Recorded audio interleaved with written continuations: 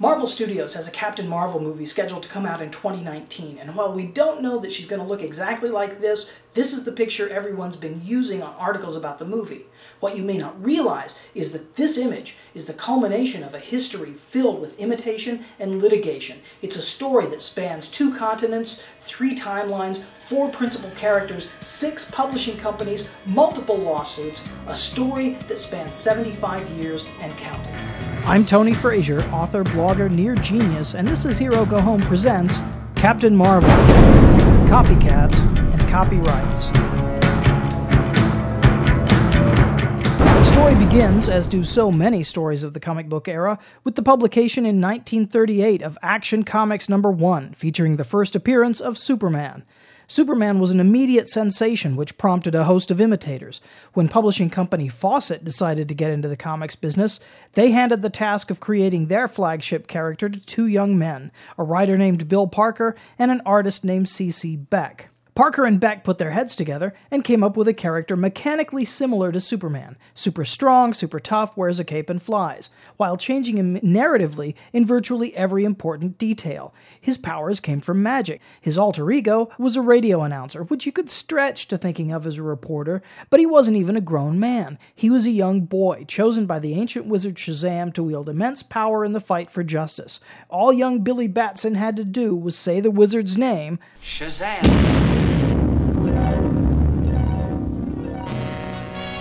and he would be transformed by a bolt of magical lightning into the world's mightiest mortal, Captain Thunder.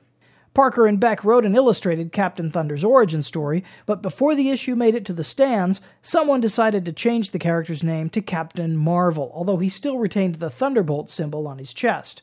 The new name was written into the story, and Captain Marvel made his debut in the first issue of Fawcett's first comic book, Whiz Comics number 2.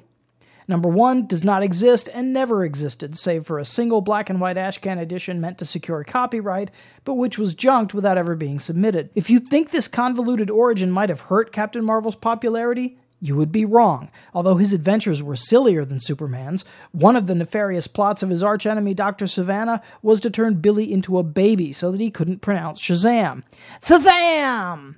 They were generally better written and better drawn. He was a huge success, soon earning his own title, which eventually outsold even Superman's. He was the first real superhero to make it to the big screen in early 1941, at least 6 months before Superman's first set of animated cartoons, 2 years before Batman's first serial, and 7 years before Superman's first live-action appearance. And he inspired an entire family of spin-off characters, some of whom got their own comics. There was Billy's long-lost sister Mary, who discovered that the magic word worked for her too, turning her into Mary Marvel. There was crippled newsboy Freddie Freeman, to whom Captain Marvel bequeathed some of his power, only instead of saying Shazam's name, Freddie said the name of his benefactor, Captain Marvel!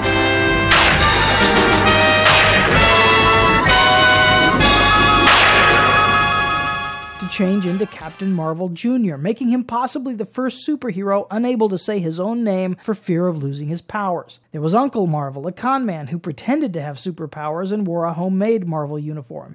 And the 3 Lieutenant Marvels, 3 random guys whose names all happened to be Billy Batson, for whom the magic word would also work, referred to as Tall Billy, Fat Billy, and Hill Billy. There was even a Marvel Bunny. You can see the influence of the Marvel family all over comics today. In the 50s, DC took the same approach to Superman, creating a Supergirl and a menagerie of super pets, a dog, a cat, a horse, a monkey.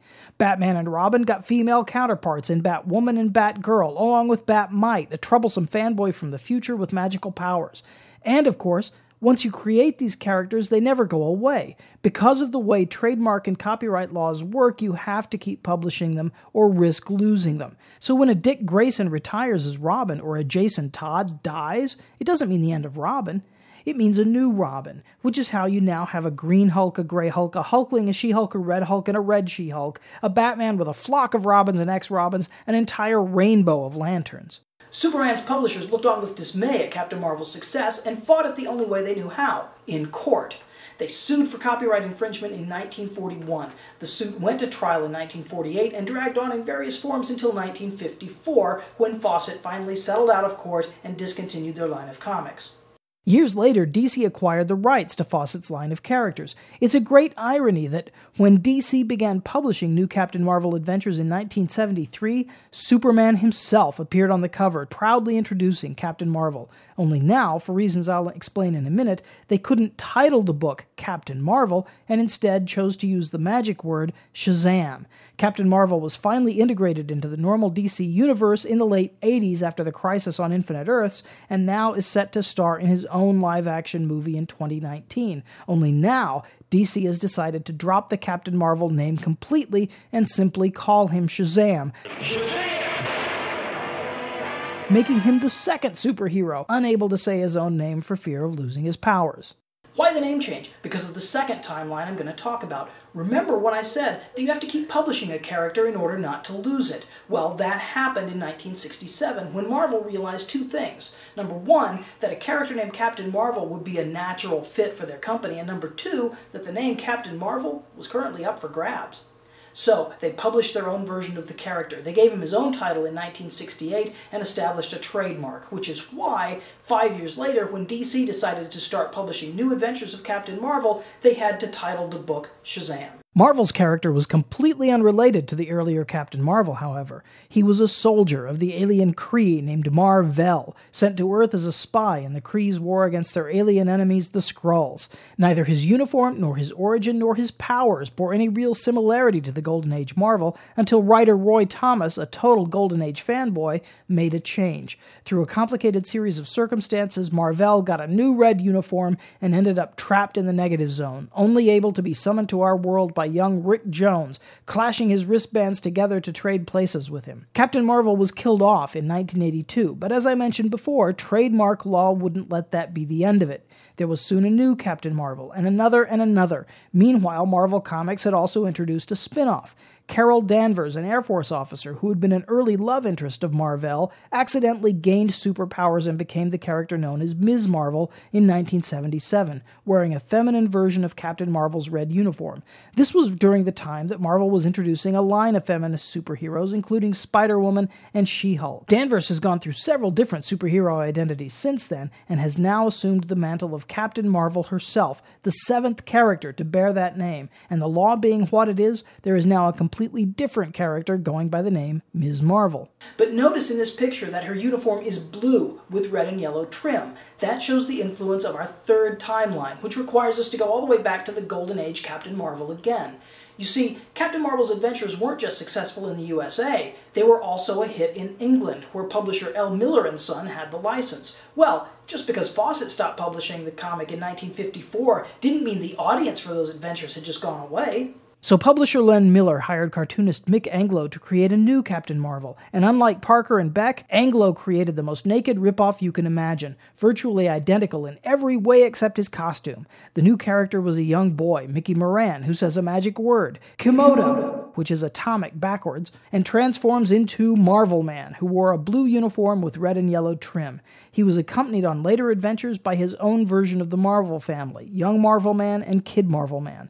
Their adventures were published from 1954 until 1963, at which time L. Miller & Son went out of business. Fast forward almost 20 years, in 1982, when a magazine called Warrior begins publishing a new, updated version of Marvel Man, written by Alan Moore and drawn by Gary Leach. The new adventures were published for about 2 years, ending on a cliffhanger, at which point the rights were picked up by U.S. publisher Eclipse Comics, which began reprinting the series in America under the title Miracle Man, because of course they feared a lawsuit by Marvel Comics. They continued past the end of the British series, continuing with new artists and writers until Eclipse went bankrupt in 1994.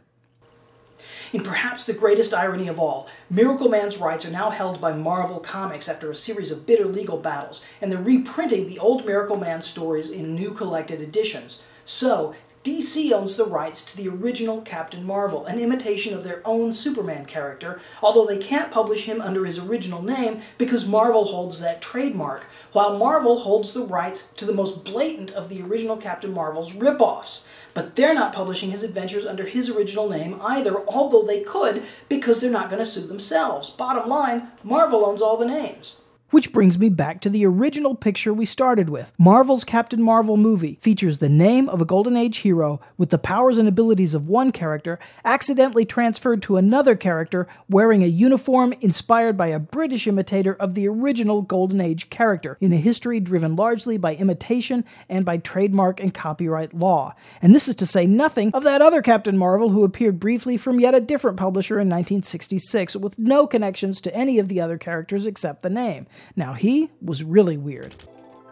And that's it for me. Let me know what you think in the comments below. If you like this video, please pass it on to your friends, and if you would like to see more, hit the subscribe button. I've got one more strictly superhero-related video coming next week, and after that we're going to spend a month on more or less Halloween topics, monster movies and the like, although there may be some superhero stuff in there, you know me. For more commentary on films and comic books, visit my site at herogohome.com, and you can follow me on Twitter at TonyFrazier1. I am Tony Frazier, and thanks for watching.